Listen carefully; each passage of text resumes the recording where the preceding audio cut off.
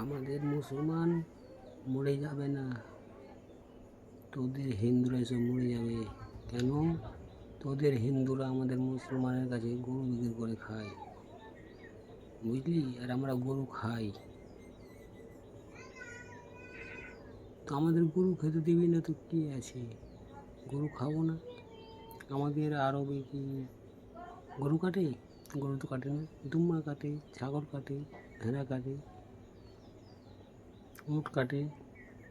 ওরা তো গরু খায় না। ওরা কি মরে গেছে?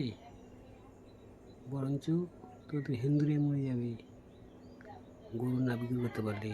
আমাদের মুসলমানদের কাছে গরু বিক্রি করতেই হবে, তবে ওদের পেটের ভাত চলবে, ওদের হিন্দুদের। হ্যাঁ, আমাদের বাংলায় মুসলমানদের কী করছিস? আমাদের কুরবানিতে গরু দিবে না, কী আছে? ছাগল দেবে,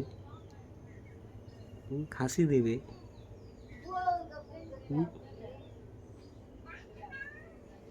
তোদের হিন্দুরা সব মরে যাবে।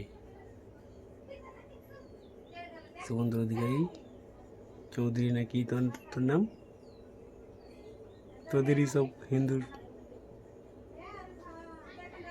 পেটের ভাত মারা যাবে। এইসব বন্ধ করে দে, যে যেরকম চলছিস তাকে সেরকম চলতে দে, ভালো থাকবে। তোদের হিন্দুও ভালো থাকবে, আমাদের মুসলমানও ভালো থাকবে। যেটা চলছিল সেটাই চলতে দে, বেকার তুই ঝামেলা করিস না। গরু বন্ধ করিস না। গরু বন্ধ করলে তোদের সব হিন্দু মারা যাবে, পেটে ভাত মরে যাবে।